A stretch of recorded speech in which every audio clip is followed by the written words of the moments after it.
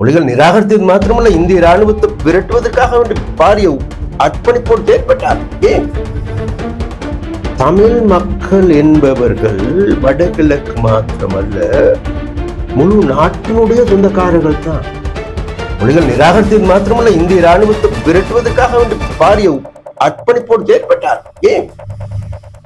இந்த வடகிழக்கு இணைப்பு பிரிப்பு என்பதல்ல பிரச்சனை. இன்றைக்கும் நாளைக்கும் அவ்வாறான ஒரு நிலைமைகள் ஏற்படுமாக இருந்தால், அப்ப அந்த நிலைமையின் போது நிச்சயமாக நாங்க மக்களோட தான். அந்த தயார் நிலையின் போது அவ்வாறான அநீதி இழைக்கப்பட்டவர்களுக்கு எதிரான நடவடிக்கைகள், விசாரணைகள் முன்னெடுக்கப்படுகின்ற போது நிச்சயமாக அது நீதிமன்றமே தீர்ப்பு சொல்லுமே தவிர நாங்கள் அல்லன்னு தான் அனுபவத்தோடு கொண்டு. நீங்க சொன்னீங்க அந்த 4வது விஷயம், மக்களுடைய அபிலாஷைகளின் அடிப்படையில ஒரு அரசியலமைப்பு மாற்றத்தை செய்வோம். வடகிழக்கு மக்களுடைய அபிலாஷை என்னன்னு சொன்னா வடகிழக்கு இணைக்கப்பட வேண்டும். இதை எப்படி கையாள போறீங்க? இந்தியாவினுடைய அழுத்தம் ஆதிக்கத்தின் மூலமாகவே எங்கள் மீது திணிக்கப்பட்ட ஒன்றே தவிர மாகாண சபை உங்கள்கிட்ட கேட்டாங்களா? இங்க இருக்கின்ற தமிழ் கட்சிகள் கேட்டாங்களா? பார்லிமெண்ட கேட்டாங்களா? தோழு, பாராளுமன்றத்தில் இருக்கின்ற அமைச்சர்கள் கூட தெரியாது. அந்த நேரத்தில் இருந்த காமினி கொரியான்னு சொல்லி ஒரு எம்பி பதவி மட்டும் விலகி போயிட்டான். அன்னைக்கு இருந்த பிரதமராக இருந்த யாரு பிரேமதாசாவுக்கும் கூட தெரியாது மாகாண சபை சைன் பண்றது. ஜிஆருடைய தனி விருப்பமும் இந்தியாவினுடைய அழுத்தத்தின் கீழ் உருவாக்கப்பட்ட, நாங்க சொல்ல வந்த என்னன்னு கேட்டேன், அவ்வாறு உருவாக்கப்பட்டு மாகாண சபை முறைமை கொண்டு வரப்பட்டது. முறைமையின் கீழ் அன்றைக்கு வடகிழக்கு ஒன்றாக இணைக்கப்படுது. இணைக்கப்பட்டதன் பிறகு அதில் குறிப்பிடுகின்றார்கள், இது 1 வருடத்துக்கு பிறகு கிழக்கு மாகாணத்திலே ஒரு சர்வஜன வாக்கெடுப்பு ஒன்று நடாத்தப்பட வேண்டும். நடாத்தப்பட்டு கிழக்கு வாழ் மக்கள் தொடர்ச்சியாக தாங்கள் வடக்குடன் இணைந்திருப்பது விருப்பமா இல்லையா என்பது சர்வஜன வாக்கெடுப்பின் மூலமாக தீர்மானிக்கப்படும். அப்படி தீர்மானிக்கப்பட்டதன் பிறகு அது தொடர்ந்து இருக்கிறதா இல்லையாங்கிறது அவங்க தீர்மானிப்போம். ஆனா நமக்கு தெரியும் 1987ஆம் ஆண்டுல இருந்து 2006ஆம் ஆண்டு வரைக்கும் இதுக்காக எதுவா நடவடிக்கை எடுக்கப்பட்டுச்சா? இல்ல. இதற்கான நடவடிக்கை எடுக்கப்படாததன் காரணமாக தொடர்ந்தும் அது ஜனநாயகத்துக்கு விரோதமான போக்கு, ஜனநாயகத்துக்கு விரோதமான செயற்பாடுகளை அன்றைய ஆட்சியாளர்களால் முன்னெடுக்கப்பட்டு வந்தது. நாங்க போயிட்டு நீதிமன்றத்துல கேட்டோம், இது ஜனநாயகத்துக்கு உடன்பாடானதா புறம்பானதா? நாங்க பிரிக்கல, நீதிமன்றம் பிரிக்கும். அப்ப அதனால நாங்க சொல்லுகின்றோம், அதாவது நாங்க அந்த நேரம் நாங்க சொல்ற ஒரு வார்த்தை, எனக்கு ஞாபகம், நான் அடிக்கடி சொல்லுகின்ற ஒரு வார்த்தை, தமிழ் மக்கள் என்பவர்கள் வடகிழக்கு மாத்திரமல்ல, முழு நாட்டினுடைய சொந்தக்காரர்கள் தான். ஏன்னு கேட்டா, இதை நாங்க இப்படி சொன்னோன்னு யாரும் நம்புறது இல்லை தானே தோழ. நம்புறதுக்கான நம்பகத்தன்மைக்கு இந்த நாட்டில் இது நாள் வரைக்கும் ஆட்சிக்கு வந்த எந்த ஒரு ஆட்சியாளர்களும் அப்படியாப்பட்ட ஒரு நம்பகத்தன்மை ஏற்படுத்த இல்லை. அதனால நமக்கு நாடே நமது நாடுன்னு நாங்க நம்புறதுக்கு இல்லை. நாங்கள் இலங்கையரா இருக்கணும்னு சொன்னா முடியாதுங்கிற ஒரு, ஏன்னு கேட்டா இது நாள் வரைக்கும் உருவாகிருக்கு நிலைமை. அப்ப அதனால நாங்க சொன்னோம் என்னன்னு கேட்டா, இலங்கை என்பது முழு தமிழ் மக்களுக்கு சொந்தமானது. ஏன் நாங்க அது சொல்றோம்னு கேட்டா, மீண்டும் அந்த நேரத்திலும் கூட இன்றைக்கு நீங்க பாருங்க, வடகிழக்கு தவிர்த்த ஏனைய பிரதேசம் 152% அதிகமான தமிழர்கள் வாழ்றாங்க. அப்ப அன்றைய காலகட்டங்கள் சொன்ன வடகிழக்கு தமிழ் மக்களுடைய தாயகமா இருந்தா, அப்ப தென்னிலங்கை யாருடைய தாயகங்கிற பிரச்சனை வருமா இல்லையா? அப்ப தென்னிலங்கையில அங்க இருக்கின்ற இனவாதிகள், தமிழ் சிங்கள அடிப்படைவாதிகள் கூறுவார்கள் என்றா, அந்த வடகிழக்கு உங்களுடைய தாயகம், என்ன தாயகத்தை நீங்கள் பெற்றுக்கொண்டாக இருந்தால் வடகிழக்கு என்ன தென்னிலங்கையில் உங்களுக்கு இருக்க முடியும், நீங்களும் மூட்டை முடிச்சுகளை கட்டிக்கொண்டு உங்களுடைய தாய் நாட்டுக்கு போன்னு சொல்ல மாட்டாங்க. அதுக்கு என்னத்தோட உத்தரவாதம்? ஏன்னு கேட்ட, நாங்க இது ஒரு நீண்ட உரையாடல். நீங்க கேட்ட கேள்வி நல்லம் இருந்தாலும் கூட இதுக்கான எனக்கு தனியாகவே ஒரு சந்தர்ப்பத்தை கொடுப்பீங்களா, இது சம்பந்தமாகவே பேசலாம். என்ன கேட்டா, நான் சொல்றேன், வரலாற்றுல நாங்க கண்டிருக்கின்ற அனுபவம் இருக்கு. பிரிவினை என்பது அது வரலாற்றுல மன்னிக்க முடியாத அளவு விளைவுகள் ஏற்படும். உதாரணம் இன்னைக்கு பாகிஸ்தான்ல இருந்து இந்தியா பிரிஞ்சு போயிட்டு இன்னைக்கு எத்தனை வருஷம்? இன்றைக்கும் கீரியும் பாம்பு மாதிரி தான் இருக்கிறாங்க. குறைஞ்ச கிரிக்கெட் டீம்ல கூட இப்ப அடிக்க கூட ஒண்ணு சேர மாட்டேங்கிறாங்க. அப்ப அப்படியாப்பட்ட எந்த இல்லை. அப்ப அதனால வேண்டி நாங்க மிக தெளிவாக சொல்லுகின்றோம், இந்த வடகிழக்கு இணைப்பு பிரிப்பு என்பதல்ல பிரச்சனை.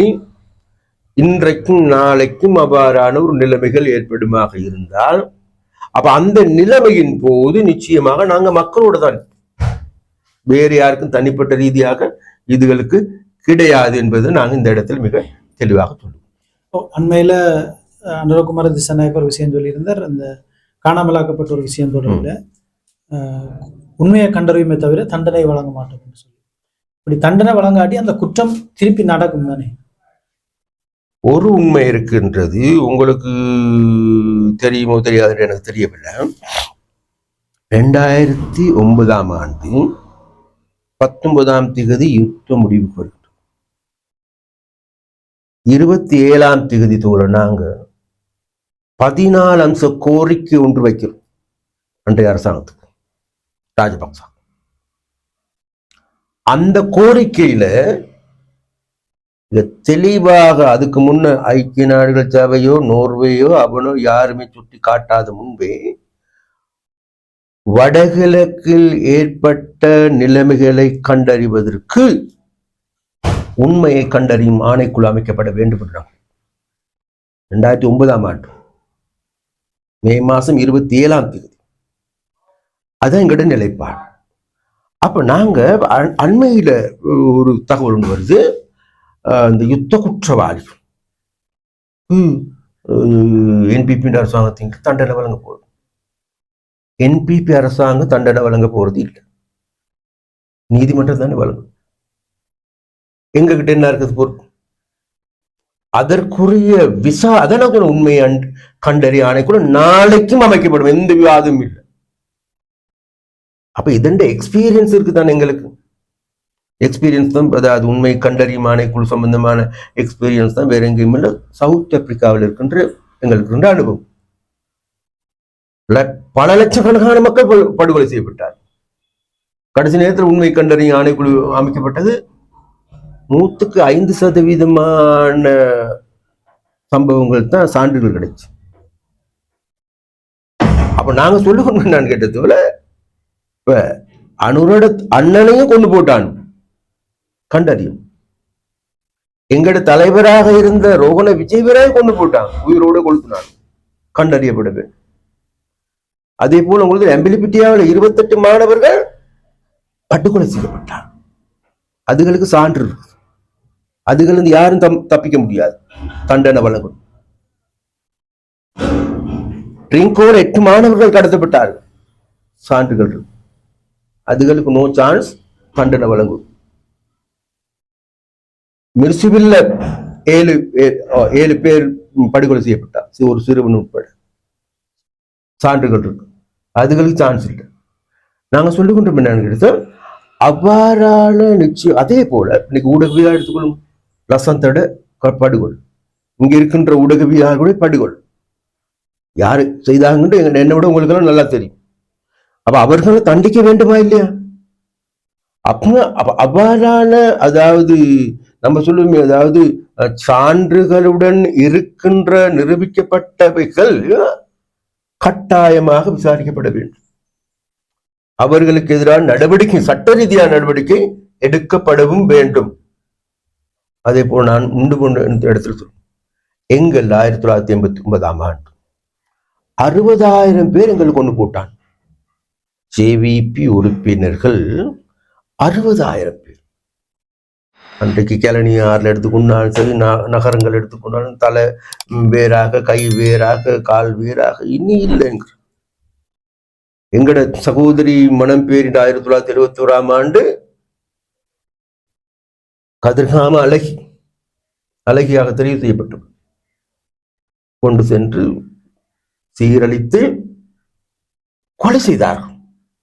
பிறகு சான்றுகளோடு அவர்களுக்கு தண்டனை வழங்க. நான் சொல்ல வரேன் என்னோட அப்படியாப்பட்ட சம்பவங்கள் இருக்கு. அதனால அனுர தோழ மிக தெளிவாக சொன்ன ஒன்று தான், தண்டனை வழங்குகின்ற வேலை என்பிபி அரசாங்கத்துக்கு உரியதல்ல, நீதிமன்றம். ஆனா இன்னைக்கு இருக்கின்ற நீதிமன்றம் இல்ல, அன்னைக்கு இருக்க நீதி வழங்குகின்ற நீதிமன்றமாக. அப்ப அந்த நீதித்துறைக்கு அவர்களுக்கு தேவையான அடிக்கட்டுமான அனைத்து வேலைகளும் செய்து கொடுப்பதற்கு அன்றைய அரசாங்கம் தயார். அந்த தயார் நிலையின் போது அவ்வாறான அநீதி இழைக்கப்பட்டவர்களுக்கு எதிரான நடவடிக்கைகள், விசாரணைகள் முன்னெடுக்கப்படுகின்ற போது நிச்சயமாக அது நீதிமன்றமே தீர்ப்பு சொல்லுமே தவிர நாங்கள் அல்ல என்றுதான் அனுபவத்தோடு சொன்னது. அதுதான் இன்னைக்கு சொல்லுகின்றார்கள். இல்ல அப்படி அல்லவர்கள் என்ன யுத்த குற்றவாளிகளுக்கு தண்டனை, யுத்த குற்றவாளிகள் என்று நாங்கள் கூறுகின்ற நபர்கள் இருக்கின்றார். யுத்தம் செய்தவர்கள் எல்லாமே யுத்த குற்றவாளிகள் அல்லையே. யுத்தத்துக்கு கட்டளையிட்டவர்கள் யாரு? கட்டளையிட்ட தளபதிகள் யாரு? கட்டளையிட்ட செயலாளர்கள் யாரு? என்ன அப்ப நான் சொல்ல வர இடத்துல இது நாங்க சும்மா மேலோட்டமா வாய்க்கு வந்த மாதிரி சொல்லலாம் வேண்டுமாக இருந்தா. ஆனா இது மிகவும் கூர்மையான முறையில, அவதானமான முறையில அதான் நீதிமன்றம் இருக்குது, அதான் நீதித்துறை இருக்குது, நீதி வல்லுநர்கள் இருக்காங்க. நமக்கு தெரியாத விடயங்கள் இருக்கு, அவங்ககிட்ட ஒப்படைக்கணும். இது உண்மையான உண்மையான முடிவுகளை நீதிமன்றம் அறிவிக்குங்கிறது எங்களுக்கு நம்பிக்கை இருக்கு. நீங்க சொன்ன மாதிரி அதிகளவான ஜேவிபி தோழர்கள் படுகொலை செய்யப்பட்டிருக்கிறார், அதே அளவுக்கு காணாமலாக்கப்பட்டிருக்கிறார். ஜேவிபி தோழர்கள் இருந்து காணாமலாக்கப்பட்டவர்களுக்கு சரியான நீதி அல்லது விசாரணையை ஜேவிபி இந்த ஜனநாயக வழி அரசியலுக்கு வந்த பிறகு முன்னெடுத்திருந்தால் 2009 உள்ள தமிழ் மக்கள் காணாமலாக்கப்பட்டிருந்தார். இல்ல தோழப்ப எங்களுக்கு தெரியும். அதாவது அப்படி ஒரு சில நடவடிக்கைகள் எடுக்கப்படுகின்ற பொழுது இந்த நீதிமன்றம்ங்கிறது இன்னைக்கு யார்கிட்ட தேவையை பூர்த்திதான் இருக்கின்றது. அதாவது இன்றைக்கு அதிகாரம் உள்ளவர்கள், பணம் படைத்தவர்களுக்கு ஆதரவாகவே இந்த சட்டம் செய்யப்படுது. அதான் உண்மை. பணம் இருந்தா சட்டத்தை பொக்கெட்ல போட்டுக்கொள்ளக்கூடிய நிலைமை தான் இன்னைக்கு இருக்கு. அப்ப அவ்வாறான நிலைமையில இந்த நீதிமன்றத்திடம் எங்களுக்கு இழைக்கப்பட்ட அநீதிக்கு நீதி கேட்பது அதுவே அநீதின்னு தான் நாங்க நினைக்கிறோம். அதனால நாங்க நீதிமன்றத்துக்கு போகல, ஐக்கிய நாடுகள் சபைக்கு போகல. ஐக்கிய நாடுகள் சபை நம்ம எத்தனை வருஷம் போயிருக்கோம்? 2009 அதுக்கு முன்னிருந்து போய் கொண்டுதான் இருக்கிறோம். நீதி கிடைச்ச எங்களுக்கு. உலகத்தில் எவ்வளவோ அநியாயங்கள் நடக்குது, எல்லாமே கத்தி கொண்டு சத்தம் போட்டுக்கொண்டு ஐக்கிய நாடுகள் சபைகள் போனமே. நீதி கிடைச்சதா எங்களுக்கு? நீதி கிடைக்கும், இன்றைக்கு கிடைக்கும், நாளைக்கு கிடைக்கும். இந்த அக்டோபர்ல ஓகே ஏதாவது செய்ய போறாங்க, அடுத்த மார்ச் மாதம் வருகின்ற விசாரணையில் ஏதாவது கொடுக்க போறாங்க. அதுகெல்லாம் தோல வெறுமனே பிரம்மையாக இருக்கின்றது, போலியாக இருக்கின்றது. ஏன்னு கேட்டா நாளைக்கு நம்ம சொல்லுவோம், நாளைக்கு நம்ம எவ்வளவுதான் விசாரணை நடத்தி எல்லாம் பெருசா செய்து கொண்டு வருகின்ற பொழுது வருகின்ற ஆட்சியாளர்கள் அந்த நிறுவனங்களுக்கு பேவரைட்டா இருப்பாங்களா? விசாரணை எல்லாம் இல்லை, விசாரணை எல்லாம் சபைப்பட்டியல போய் விழுந்துரும்.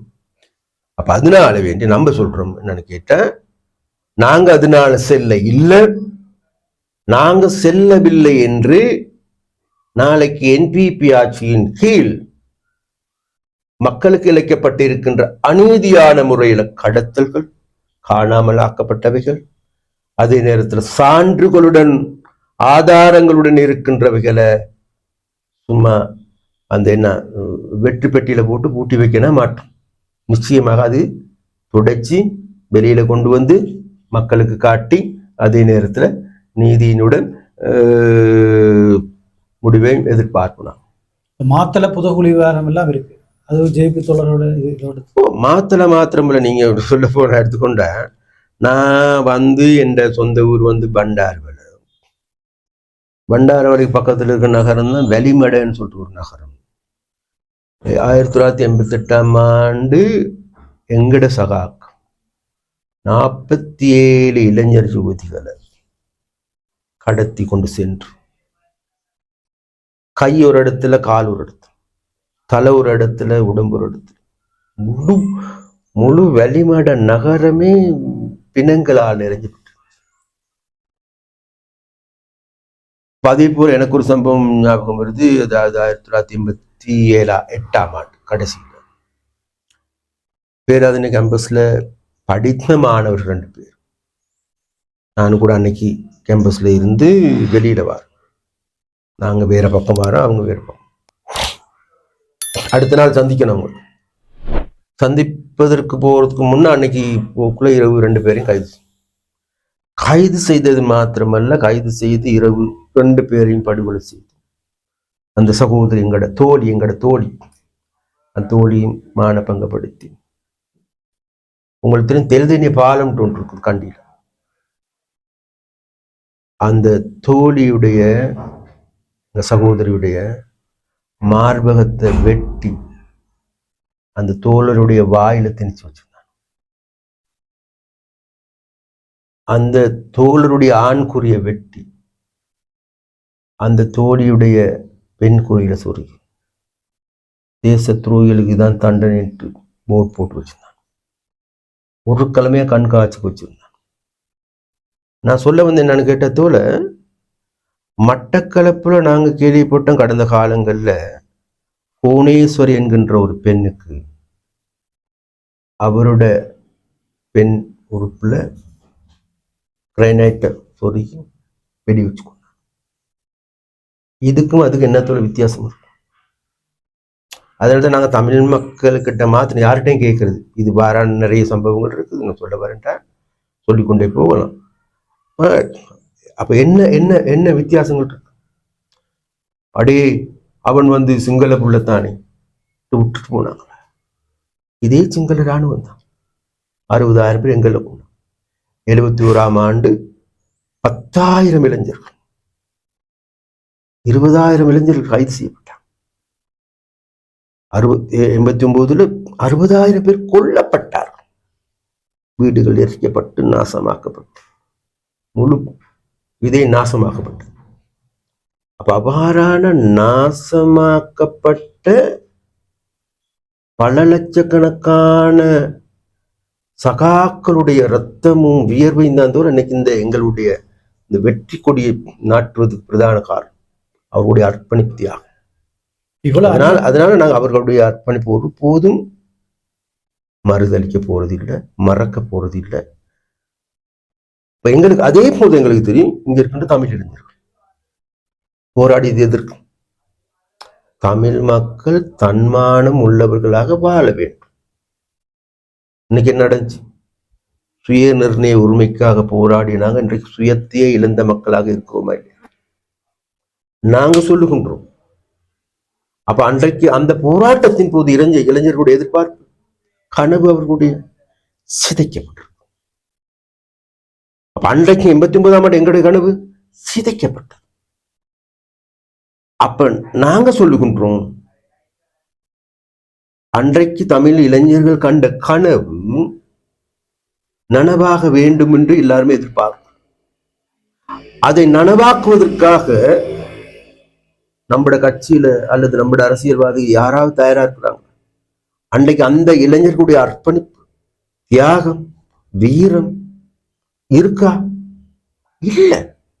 இன்னைக்கு பணத்துக்கு யாராவது வந்து சொன்ன பிறகு அதுகளுக்கு பின்னுக்கால ஓடுகின்ற, பார் பெர்மிட்டுக்கு பின்னுக்கால ஓடுகின்ற, மணல் பெர்மிட்டுக்கு பின்னுக்கால ஓடுகின்ற, அதே நேரத்துல அந்த இளைஞர்களை போராளிகளை மேல தூக்கும் எல்லாத்துக்கும் போராளிகள் என்று கூறுகின்றவர்கள் தான் இன்னைக்கு எங்களுடைய அரசியல்வாதிகளா இருக்கிறாங்க. அதனால நாங்க சொல்லுகின்றோம், நாங்க அன்றைக்கு எங்களுடைய தோழர்கள் கண்ட கனவை நனவாக்குவதற்காக இன்றைக்கு நாங்கள் செயல்படுறோம். இன்றைக்கு அதே அர்ப்பணிப்போடு தான் நாங்கள் செயல்படுறோம். எங்க தோழர்கள் யாரும் சம்பளம் எடுக்கிறது இல்லை, சலுகையில் பெறுறது இல்லை. இன்றைக்கும் அதே நிலைமையில் தான் இருக்கும். அப்ப அந்த கனவு நனவாக்குகின்ற பொழுது நிச்சயமாக அந்த கனவு என்பது, நாங்க கண்ட கனவு என்பது முழு நாட்டுக்கான கனவு. அது நனவாகின்ற பொழுது நிச்சயமாக நாங்கள் நம்புறோம், தமிழ், சிங்கள, முஸ்லிம், பேகம், மேலே உள்ளிட்ட அனைத்து மக்களுடைய கனவும் நனவாகும் என்கின்ற திடமான நம்பிக்கை எங்களுக்கு இருக்கின்றது. இப்ப நீங்க உங்களோட தோழர்களுக்கு நடந்த அந்த அனுபவங்களை, குரூரங்களை சொன்னீங்க. அதே குரூரம் தான் தமிழர்களுக்கு நடத்தப்பட்டது வடகிழக்குல. முன்னுக்கு ஜேவிபில அந்த குரூரங்களை செய்தாக்களுக்கு சரியான தண்டனை வழங்கப்பட்டிருந்தா பின்னுக்கு நடந்திருக்க வாய்ப்பு இல்லை தானே? இல்ல, நம்ம எதிர்பார்க்கிற ஒன்று. அதை நான் சொன்னேன் முதல்ல. அதாவது இந்த நீதிமன்றத்தின் மூலமாக நீதி கிடைக்க போவது இல்லை. அதான் நியதி. சரியா? இன்றைக்கு உதாரணம் சொல்லுங்களேன். இப்ப இன்றைக்கு இங்கே பலர் படுகொலை செய்யப்பட்டாங்க. பலருடைய வழக்குகள் ரொம்ப இருக்குதான். நீதி கிடைச்சிருக்கா யாருக்காவது? 1-2 தவறு என்ன பல சம்பவங்கள் இருக்கு. அதனால நீதி என்பது நீதியாக நின்று நேர்மையாக நின்று செயற்படுத்தும் கூடயே ஒரு நீதித்துறை உண்டு தேவைகள். அந்த நீதித்துறையில் அதான் நாங்கள் சொல்றோம், மக்கள் மன்றத்தில் மக்களுடைய நீதிமன்றத்தின் முன்னால் குற்றவாளிகள் முன்னிறுத்தப்படுவார்கள் நிச்சயமாக. அன்றைக்கு அது தவிர நாங்கள் இன்றைக்கு இந்த இவர்களிடம் போயிட்டு மன்றாடி இதுகளை எதிர்பார்க்க இல்லை. அதனால நாங்கள் உதாரணம் சொல்ல போனால் நாங்கள் அமைச்சராக இருக்கின்ற காலத்திலையும் கூட எங்களை விஜய் வேறு தோழருக்கு எங்களில் எல்லாத்தையும் கூட எங்களுக்கு பெருமை தான், பெரிய ஒன்று தானே தோல் எங்களோட கட்சி தலைவர் போகன விஜய் வீராவை 1989 நவம்பர் மாசம் 12 இரவு உயிரோடு பொருள்ல கணத்தையில் இருக்கின்ற பேர்னர்ல போட்டு எரிச்சான். தூக்கி போட்டான்னு கீழே விழுறார். முனுகல் சத்தம் கேட்குது. அதுக்கு பிறகு அந்த நேரத்தில் வந்து வெடி வச்சு போட்டு மறுபடி அந்த வேதனைகளுக்கு இருக்கும் தானே எங்களோட கட்சி. இந்த கட்சியை உருவாக்கியவர். சரியா? எதையும் எதிர்பார்க்க மும்பா பல்கலைக்கழகத்தில் மூல வைத்த டாக்டராக படித்து எல்லாத்தையும் விட்டு போட்டு இந்த நாட்டில் அடிமட்ட மக்களுடைய என்ன பாட்டாளி வர்க்கத்துக்கான கட்சியை கட்டி எழுப்பி அதற்கான வழிகாட்டி என்ன இன்றைக்கு யாராலும் அழிக்க முடியாத கட்சி. 60,000 பேர் அழிச்சாங்க. 71ஆம் ஆண்டு 10,000 பேர் அழிச்சாங்க. இனி யாராலும் அழிக்க முடியாத அளவுக்கு ஒரு கட்சி உருவாக்கி வருவதால் எங்க பிஜேபி தோழர் அவருக்கு கூட நாங்க நீதி கேட்கல. இன்றைக்காவது நேரம் வரும் மக்கள் மன்றத்துல, அன்றைக்கு தான் நாங்க நீதி கேட்குமே தவிர வேற யாருக்கும் நான் கேட்கறது இல்லைன்னு நாங்க முடிவில் இருக்கோம். கடைசி ஒரு கேள்வி, ஜேவிபி எப்படி என்பிபியா மாறினது? ஜேவிபி என்பிபியாக மாறுவதற்கு காரணம், நாங்க ஜேவிபி என்ற வகையிலத்தோடு நாங்க எங்களோட கட்சியின் நீண்ட நாள் எங்களுடைய எதிர்பார்ப்பு தான் ஜேவிபி என்பது ஒரு வரையறுக்கப்பட்ட ஒரு கேடர் என்ன ஒரு அமைப்பு ரீதியாக அணிதிரண்ட கட்சி. அப்ப இந்த கட்சிய பரந்துபட்ட மக்கள் இயக்கமாக மாற்ற வேண்டும்ங்கிறது நாங்க நீண்ட நாள் எங்களுடைய அப்ப அதற்கான பல்வேறு நாங்க முயற்சிகள் நாங்கள் எடுத்துக்கொண்டிருந்தோம். அப்ப அது ஒரு கட்டத்துல எங்களுக்கு கைகூட இல்லை. அதாவது இப்படித்தான் தோல் என்னண்டா ஒரு சில விஷயங்கள் இருக்கு. அது நம்ம சொல்ற அகநிலை காரணி புறநிலை காரணி என்று சமூகத்திலையும் அப்படித்தான் என்ன அகநிலை காரணி, அதாவது நாட்டில் இருக்கின்ற மக்களுடைய தேவை என்ன. அப்ப அந்த தேவைக்கு இப்ப இருக்கின்ற கட்சிகளுடைய செயற்பாடு என்ன கட்சிகளுடைய செயற்பாடு சேர்ந்து அப்ப இது ரெண்டுலையும் மோதலின் கீரமாகத்தான் இன்னைக்கு ஏதாவது ஒரு புதிய ஒன்று தோன்றும். அப்ப அந்த வகையில நாங்க நீண்ட நாளாக எங்களுடைய எதிர்பார்ப்பு ஆசை அதை நாங்க படிப்படியாக செய்து கொண்டு வருகின்ற பொழுது எங்களுக்கு தேவை ஒன்று இருந்தது. இதை என்ன விரிவாக்கம் செய்யணும். இப்ப ஜேவிபி மாத்திரம் வரை கூட இது மற்றவர்களை உள்வாங்கிக் கொள்ளக்கூடிய, ஜேவிபியில் இருக்கிற ஆக்கள் சிகரெட் குடிக்கிறது இல்லை, சாராயம் குடிக்கிறது இல்லை, பெண்கள் விஷயத்துல ரொம்ப தோழின்னு சொல்றோம். தோழிங்கிறது தோழருங்கிறது அது தோழி தான். எங்களோட தங்கச்சின்னா தங்கச்சி தான். அது தோழ அதுகளுக்கான சான்றுகள் இருக்கு. சரியா? போராட்ட காலத்தில். அப்போ அதனால வேண்டி அந்த இதெல்லாம் கிடையாது. அடுத்து லஞ்ச ஊழல் மோசடி இதுகள் கிடையாது. தன்னலத்துக்காக வாழ்றது கிடையாது. ஆனா என்பிபி உள்ளுக்கு தோல் பேன்கட்ட நமக்கு தெரியும், நாங்க குடிக்க மாட்டோம்தான். ஆனா இலங்கை என்பது உலகத்துல 2வது குடிகார நாடு என்ன. எல்லாரும் குடிக்க. அப்ப அதனால அந்த நேரத்துல நாங்க அதுக்கு தடவி நாங்க குடிக்கிறது யாருமே நம்ம கிட்ட வரப்போறது இல்லை. ஆனா இந்த மக்கள் மத்தியில தான் இதை நாங்க கட்டி எழுப்ப வேண்டியிருக்கு. அதனால நாங்க இன்றைக்கு எல்லாருக்குமான இதை நாங்க திறந்து விட வேண்டும் என்ற தீர்மானத்தை தான் 2019ஆம் ஆண்டு ஜனாதிபதி தேர்தலின் போது தேசிய மக்கள் சக்தியை உருவாக்கி அதன் 30 அமைப்புகளை கொண்ட அமைப்பு. அந்த அமைப்புல ஒரு அங்கத்தவர் தான் இன்னைக்கு ஜேவிபி. அப்ப அதன் மூலமாக விரிவாக்கம் பெற்று, அதாவது ஜேவிபியினுடைய என்ன சொல்றது என்ன கரு தான் இந்த என்பிபி என்ன கருவாக இருந்தது. இன்றைக்கு அது யதார்த்தமாகி இன்னைக்கு ஒரு விரிவாக்கம் செய்யப்பட்ட பரந்துபட்ட மக்கள் இயக்கமாக மாறி இருக்கு. அவ மக்கள் இயக்கமாக மாறுகின்ற போது நாங்க இதோடய நிறுத்தக்கூடாது. நாங்க பார்க்க இதை மேலும் பரந்துபட்ட மக்கள் அமைப்பாக மாற்ற வேண்டும் நாங்க நினைக்கின்றோம். அப்ப அந்த வகையில தான் இன்றைக்கு என்பிபி உருவாகி இருக்கின்றது. நாங்க நினைக்கிறோம், நாங்க நீண்ட நாட்களாக எடுத்த முயற்சியில மிகவும் பலன் தரக்கூடிய வெற்றிகரமான முடிவு என்பதும் அதே நேரத்தில் அது இன்றைக்கு அது உண்மையிலேயே மக்கள் இயக்கமாக மாறி மக்களுடைய வெற்றி கனியை பறிப்பதற்கான ஒரு சந்தர்ப்பத்தை பெற்றிருக்கு. எங்கள் மத்தியில சில தமிழ் அரசியல்வாதிகள் இருக்கணும், எந்த அரசாங்கம் வருதோ அந்த அரசாங்கத்தை போய் ஒட்டிடுவாங்க. உங்களோட ஆட்சி காலத்திலையும் அது தொடருமா? நிச்சயமாக நீங்க அது நான் முதலில் சொல்றதுக்கு அந்த கதையை நமக்கு திரும்ப நான் உங்களுக்கு தெரிந்து போல அந்த நேரத்துல புலிகள் இயக்கத்துக்கு கூட ஒவ்வொரு பாய்ச்சல் இருந்துச்சு தானே, அந்த பாய்ச்சல் இந்த பாய்ச்சல், அதுல தவளை பாய்ச்சல் முடிஞ்சுதான். தவளை பாய்ச்சல் இடம்பெறுகின்ற காலகட்டம், கட்சி இந்த பக்கம் இருந்து அந்த பக்கம், அந்த பக்கம் இந்த பக்கம், யார் எங்க இருக்கான்னு தெரியும். அது இன்னைக்கு உதாரணம் சொல்றப்பீங்க, நம்மட அங்கஜன் எம்பி இருக்கிறார், எந்த கட்சியில இருக்கான்னு தெரியுமா உங்களுக்கு கேட்டா? யாரோட இருக்கல. அதனால வேண்டோல் நிச்சயமாக இந்த பாய்ச்சல் என்பது, இந்த கலாச்சாரம் என்பது இது ஒரு கேடுகட்ட கலாச்சாரம் என்று நாங்க நம்புறோம். அதனால இந்த கலாச்சாரத்துக்கு முற்றுப்புள்ளி வைக்க வேண்டும். கட்சியை விட்டு தாவுகின்றவர்கள் அந்த கட்சியில பொருத்த முடியவர்கள் அல்ல, அவர்கள் வீட்டுக்கு போக வேண்டியிருக்கின்ற சட்டத்திலே கொண்டு வர வேண்டும். கட்சி தாவல் செய்யக்கூடாது, செய்ய முடியாதுங்கிற அளவுக்கு கொண்டு வர வேண்டும் நம்ம எதிர்பார்க்கும். ஒன்று. ரெண்டாவது எடுத்துக்கொண்டா தோற உண்மையிலேயே நமக்கு தெரியும், இந்த கட்சி தாவல்கள் செய்கின்ற போது உண்மையிலே இன்றைக்கு இது ஏன் இப்படி உருவாகி கொண்டு கேட்ட இந்த அரசியல் கலாச்சாரத்தோடு நமக்கு எல்லாருக்கும் ஒரு பக்கம் பணப்பெட்டி எரியப்படுகிறது. ஒரு கட்சியை விட்டு மாறுகின்ற போது 300 கோடி ரூபாய் தாரேன்னு சொன்னா தோற நீங்க என்ன செய்வீங்க? நினைச்சு முடியும் நம்மளோட வாழ்க்கையில 300 கோடி கிடைக்க மாட்டேன். ஏன்னா பணத்துக்கு முன்னால் என்ன பணம்னா பணமும் வாய திறக்குன மாதிரி எல்லாரும் வாய திறந்து கொண்டு தோல் பார் பொமிட் தாரேன்னு பார் பொமிட்டை வாங்கி இந்த ஒருத்தன் விற்கிறான், 7 கோடி ரூபாய் விற்கிறான். 7 கோடி ரூபாய் ஒரு நிமிஷத்துல, ஒரு செகண்ட்ல, சரியா? அப்ப அந்த மாதிரியான செயற்பாடுகள்ங்கிறது போல இந்த கட்சி தாவல்களுக்காக பயன்படுத்துகின்ற ஒன்று. அதனால வேண்டி நாளைக்கு நாங்க அந்த வேலையை செய்ய போறது இல்லை. அதே நேரத்தில் நாங்க பார்க்கின்றோம், இது உள்ளுக்கு அப்படியாப்பட்ட அழுக்கு நிறைந்த அரசியல் உள்ளுக்கும் ஒரு களங்கம் இல்லாத ஒரு சில கொஞ்சம் பேர் இருக்கிறாங்க. அவங்களோட எதிர்வரும் காலங்களில் நாங்கள் கொடுக்கல் வாங்கல் செய்யக்கூடும், சரியா?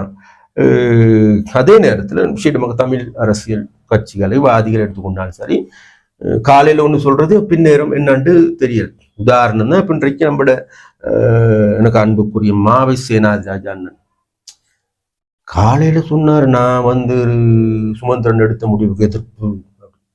மாலையில சொல்றாரு, இல்ல நான் அதுக்கு அதை நடைமுறைப்படுத்த போறோம், நாங்க தான் அதுதான் எங்களோட பாலிசி.